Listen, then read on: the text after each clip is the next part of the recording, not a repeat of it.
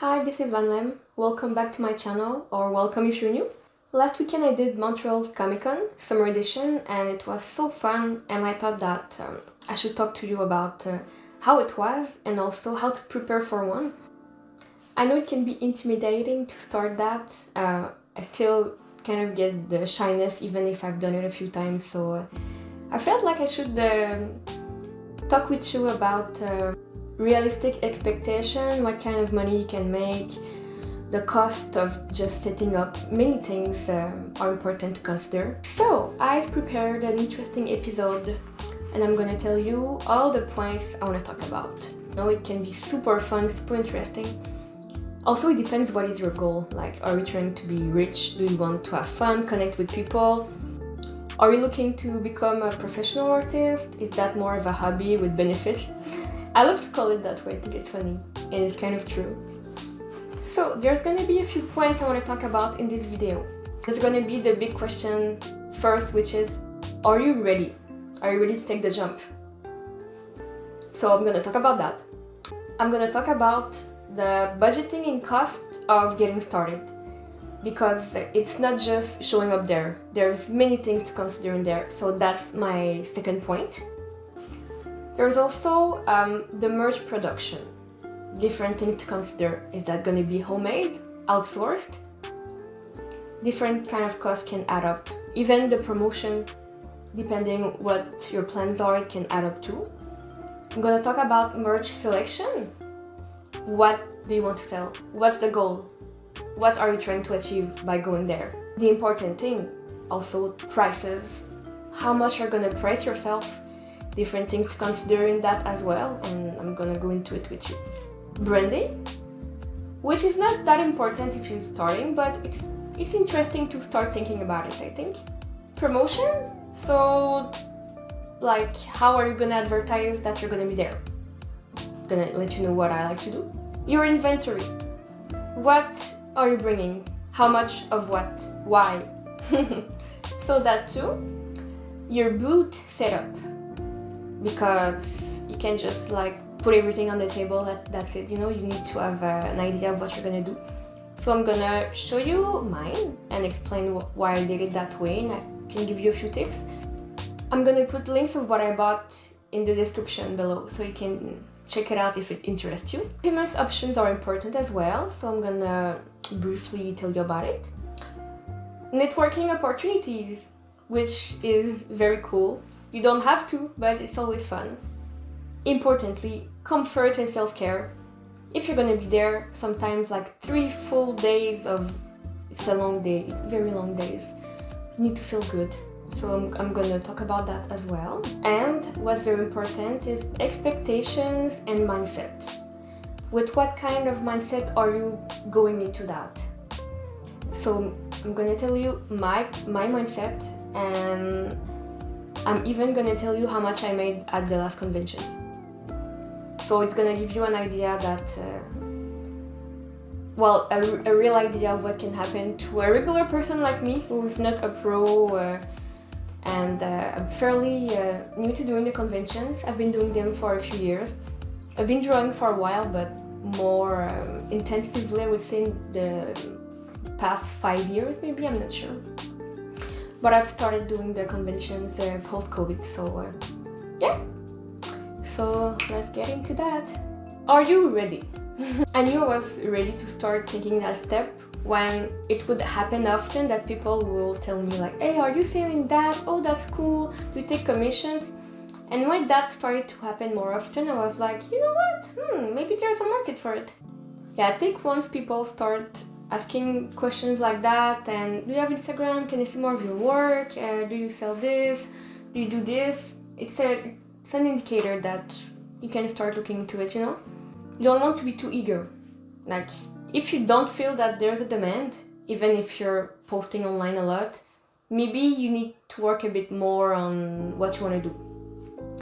I mean, at all levels, we always gotta work on our stuff, of course, but there's still like some kind of minimum you should at least reach before you go further into that. That's my opinion. Getting started has costs, and you need to budget what you're gonna need. So there's many things to consider.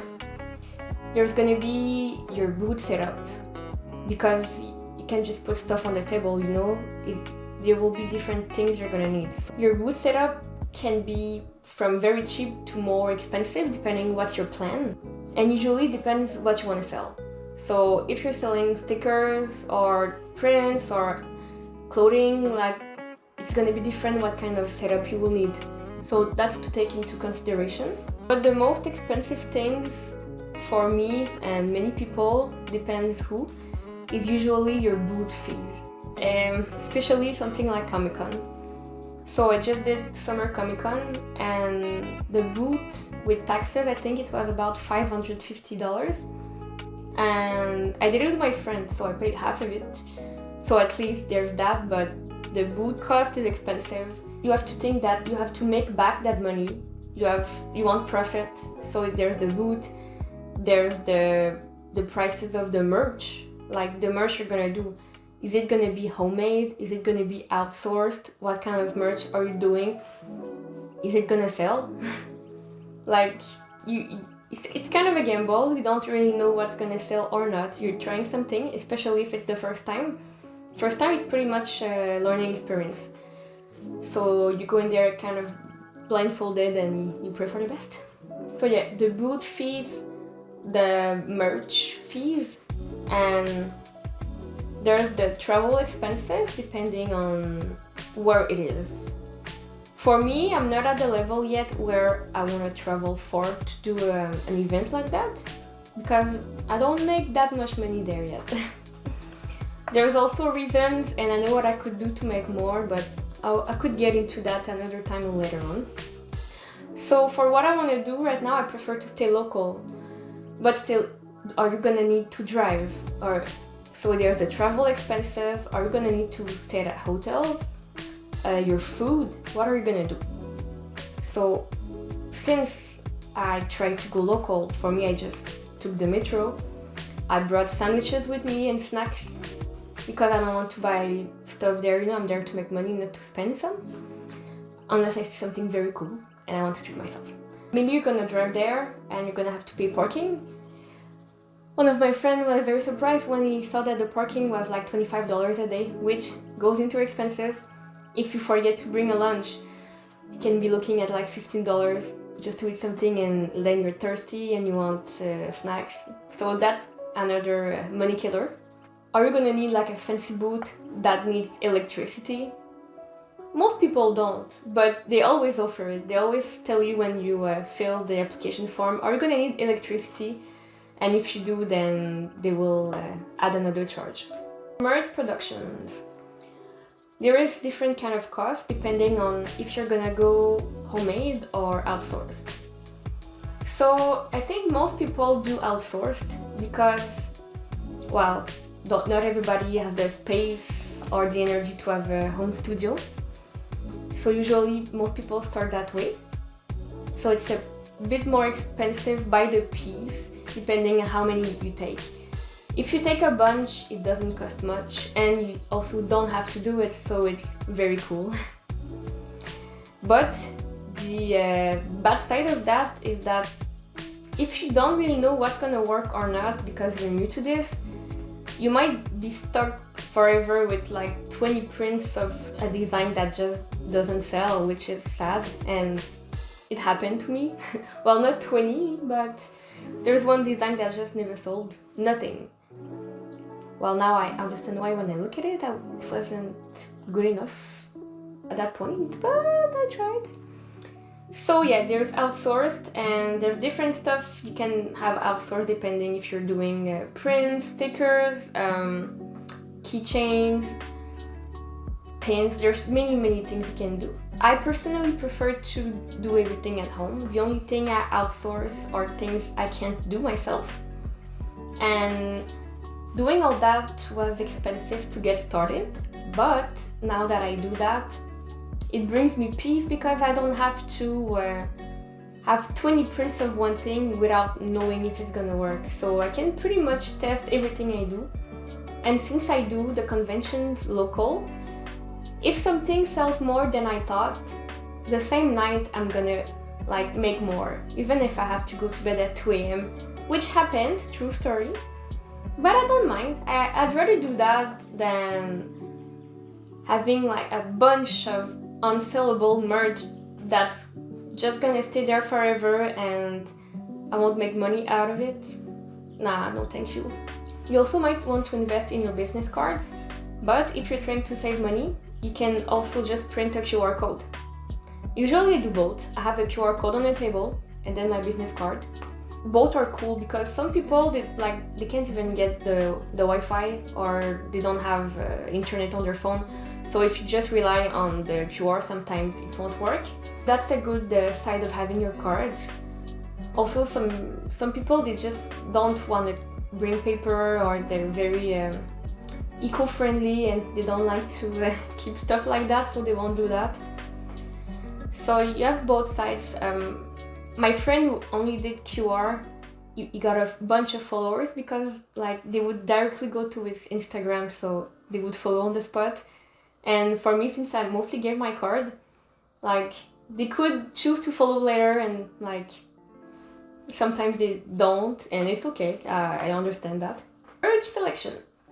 So, what do you want to sell? And when you think about your merch selection, you also have to think about how much space is this gonna take? Is it gonna be heavy? Because how are you gonna bring that there, you know? That's things you should think about. What helped me, I didn't have that at first, but I eventually bought like some of those carts on wheel, like you just bring with you, because I started to have too much stuff with me. Because I do different kind of crafts, so yeah, it helped. To think what kind of space you are you sharing that space? Because if you share the space, maybe you won't be able to put everything you wanted. Usually I share my space. I have many things, but I can't put all of them there, it's just impossible. So I have to choose what I think is gonna work more, and it goes with my space and setup and everything, it has to go smoothly. There's many things you can do. Right now I do a bunch of stuff and I always have ideas to do more, but I've seen people being super successful and they do one thing. Some people did only prints, only stickers, only clothing. It can be anything. I feel like I'm still in trial mode if you want. I like to try new stuff and it's just exciting and I love to craft, so I think I'm trying a bunch of stuff. Right now I'm doing prints, stickers, pins, magnets. I started doing tote bags, mugs. I'm currently developing new stuff, which I should talk in another video, but there's many options you can do. Keep in mind weight and space, not just like for bringing your stuff with you, but also like on the table.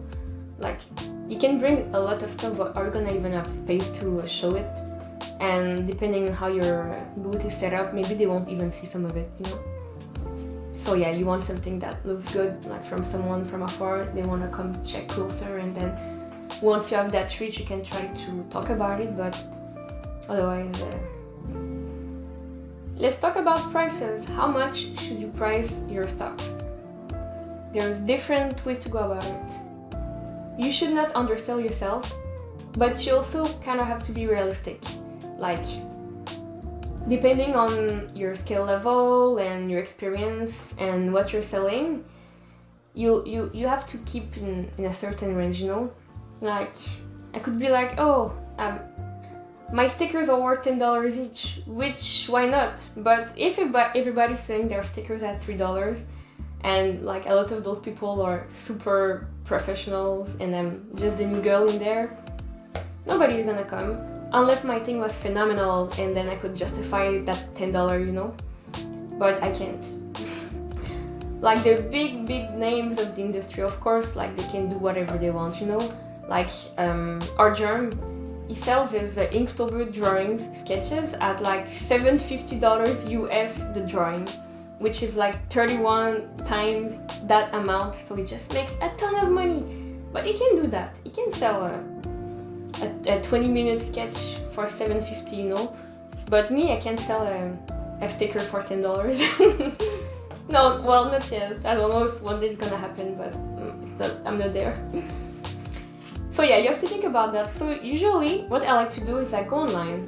I check what stuff I do, what people are selling their stuff for, also in what currency, because you want to check the exchange rate, you know, you want to make sure. Like, I'm Canadian, so everything I speak about is in Canadian dollars.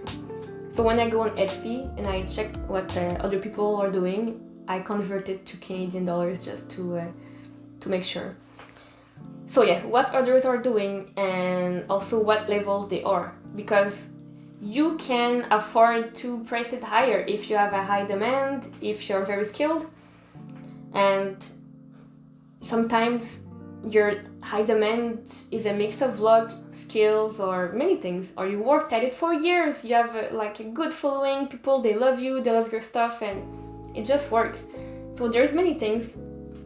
So yeah, I compare my prices with other people for the kind of stuff I do, and also the skill level we are at, and maybe the demand.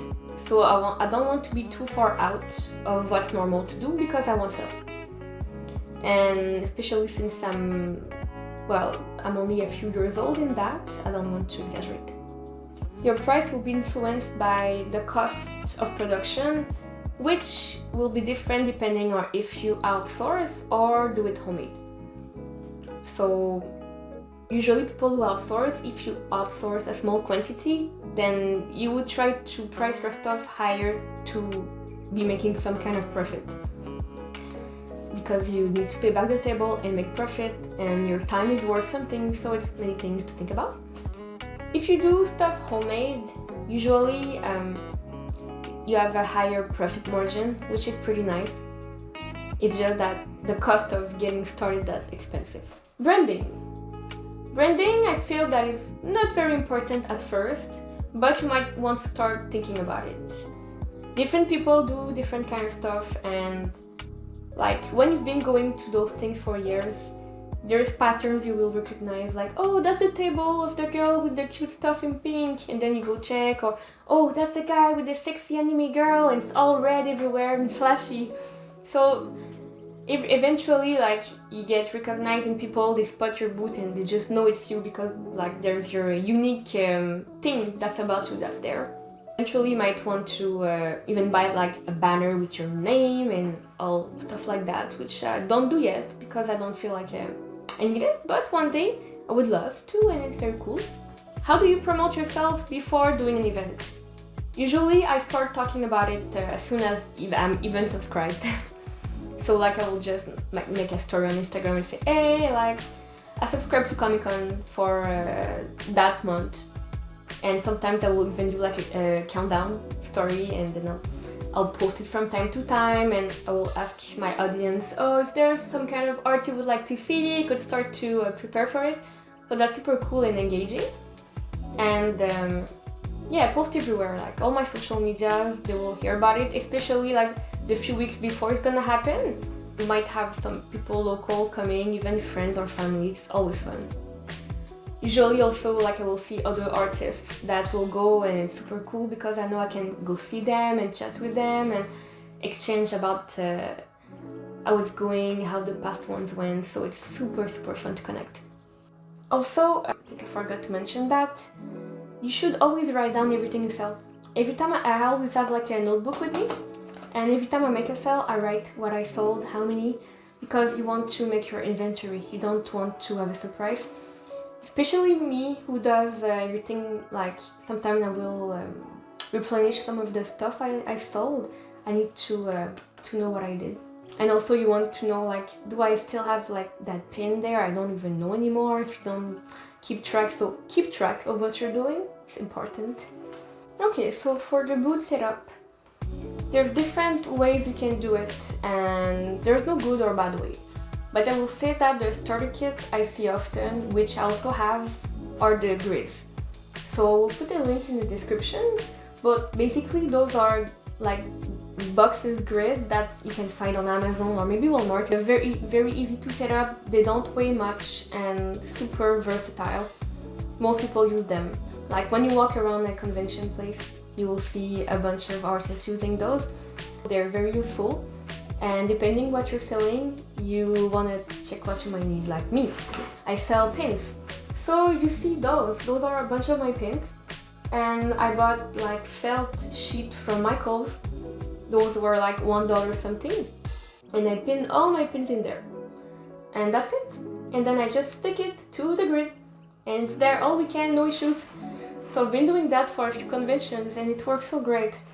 And before I decided to do that, I was looking on Amazon like what to do, and I found a bunch of stuff that would cost a lot of money, until I realized, you know what, I could just pin it in there. You will find ideas that might save you a lot of money. You don't have to spend that much. You just want it to look kinda nice, and that's it. No need to waste all your money in there. Depending what you want to sell, especially when starting, you don't need to go fancy.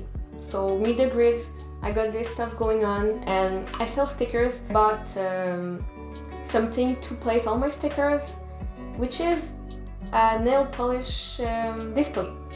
And it seems that a lot of people are doing that, and it's so clever. When I saw people doing that, and I thought, oh my god, yeah, that's it. There's many types. Mine I think has 7 rows, and I have so many stickers that I even outgrew my rack, so it's cool. Everything that I use I will put in the description. There's also an affiliate link, so if you buy something through my link, I might earn a tiny bit of commission.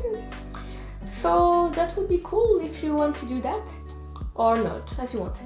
And I will also show you a picture of my booth on that side or that side, depending on how the editing goes. So you can see how it looks like. Payment options, those are pretty simple. So you want cash on you. Some people, they're just gonna pay cash, but I would highly suggest to get like one of those square machine. I know other brands do it, I don't know the others. I just use the square one. So it's about, I think, 60 bucks, I'm not sure, but the one I got does debit and credit, which is super cool because you don't want to miss out on any sales. If you don't have like everything available, you might lose on sales, which is not ideal. You're there for that. That's like the main reason, even if there's many perks that are outside of the money making. So yeah, don't have low options. And I'm not sure if Square still does it, but usually when you would subscribe to their service, they would send you the free a free one that only does credit, and basically you would insert it in your in the phone audio hole, and then you could do it and you just swipe the card. So that's how I started, and many people started. But if you can afford the other one, I suggest. Anyways, you're gonna keep that machine for a long time, and it keeps its charge for a long time. Like I charge mine like once a year. Okay, I don't use it every day, I use it like a few times a year, but still, it keeps the charge a long time, it's very worth it. Networking opportunities. So another thing that's cool with those events is that you will meet a bunch of different people. You will probably make new fans of your work, or maybe you will meet fans that only followed you online and you never got the chance to meet, which is super fun when it happens. I love that. I really love that. You will meet with new artists. And something that I love is when people, they come back and they're like, hey, I saw you last year, and they bring their friends, and their friends love the fandom you're doing, and you make new connection. So fun. And I met a lot of people through stuff like that, and maybe what you do is super cool, and someone else who works in a connected industry is gonna give you their card, and you can keep in touch, and you want to do a project together. You know, there's so many things that can happen. So definitely it's worth it to connect with people, not just like for a game, just fun in general, but like other stuff might happen as well. I met super cool people, and I'm super glad I did. Comfort and self-care, super important. Usually at those places you spend long days there, and if you're not feeling comfortable, you won't have a good time. What I usually do, I'm just dressed comfortably, you know, like a shirt, like leggings, whatever. Just want to be comfortable. I bring a sweater with me in case the AC is too strong, but usually I'm mostly sweating. You don't know. This is what I wore last time. If you recognize the fandom, tell me in the comments, and I will be super happy and impressed, because it seems like I don't know anyone who knows that. So let me know if you know. if you're someone that end up with a achy butt after a few hours, then I would suggest maybe bring a cushion with you. No shame. I mean, you want to be comfortable, right? Like, even wear your Crocs under the table if you need to do. Well, I wouldn't, but like if you need to. I'm good in my running shoes, I'm fine. But I'm just saying, like, wear socks in your sandals, who cares? Like, it's just feeling good. Yeah. And what is very important is your expectation and mindset. Because this is the energy you're bringing. So first, why are you doing that? You're probably doing that to make some money. If your only goal is the money, you might be disappointed. Unless like you already have a huge following online and like you have a successful shop and like you're just making lots of money already, then I guess that you're just like a special guest at that point. But if you're just like a regular artist like myself and many others, then you want to go there with an open mind. And most people who start will always expect to maybe even lose money the first time, because the initial investment will cost you like the booth setup plus your table. You don't really know the quantity of stuff you want to bring, so there's a lot of things that you can't really predict, and you're just gonna have to try and learn from it. When I started, I just thought, okay, let's go, let's try, and I was super happy. And even if I didn't make tons of money, I was just happy to be there. And as cheesy as it sounds, like just people coming and be like, oh my god, I love your art so much, even if they didn't buy anything, like, oh my god, it feels good and it just fills my heart. And it's true, like it's been a week since Comic-Con ended and I'm still on my post Comic-Con high, you know, so it's one of my favorite times of the year. I used to do those as an attendee, and now I have my own table. So I like both sides of the game, really. They're super cool. I love Comic-Con. I love conventions like this. You come in with an open mind and you will see how it goes. So I was super happy to meet people, and every time you will make a convention, you will learn new stuff, because you don't really know at first like what's gonna work well or not.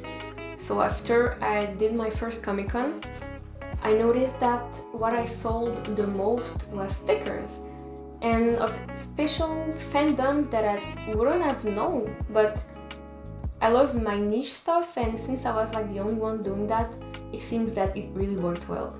So I was happy. So you know, just enjoy yourself, and yeah. What we're waiting for, how much I made at Comic-Con. So it's Summer Comic-Con of Montreal 2023. The whole table plus tax was something like $5.15, $5.30, and I paid half of it because I shared with my friend, and I made about 470 something in sales. So in numbers, I know that I made like $200 to $215 of profit, something like that, which isn't a ton, but it's fun because you think about the fact that, hey, I sold for almost $500 of my own stuff. People paid for my art. And with all the fees added to it, yeah, like my profit wasn't huge, but I gained in my heart. It was fun. And like when I split it over the course of 3 days, it's like $70 a day maybe. And yeah, of course, like there was a cost of production. Mine isn't very high because I do everything at home. So basically just pay for the ink and paper material. And usually like I buy in bulk, so I have for a long time. So it's very not bad. And I'm not just doing conventions, like I have my own Etsy shop, I sell online, so there's always like stuff going on. So for me, like I didn't really feel that cost in what I'm doing, since it's always ongoing. But for the first time, you will feel it. So yeah, it's super cool, and it was not my best Comic-Con. Like I've done better, but I understand and I learned again, and I know what to do next time.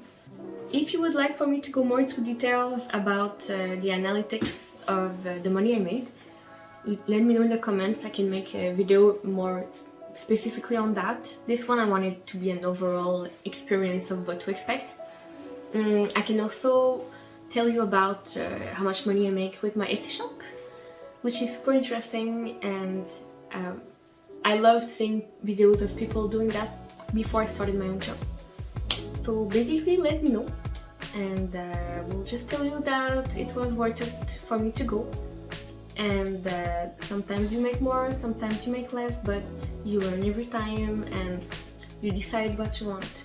Are you like striving to sell a lot and even draw stuff you don't care that much about just because you know they might sell, or you're mostly doing that for yourself and hoping to sell stuff you really love and connect with people who share your passions? There's many degrees and they're all valid, you know, unless if you try to sell AI art, then you're not my friend and I'm very, very disappointed of you. Please don't do that. That will be all.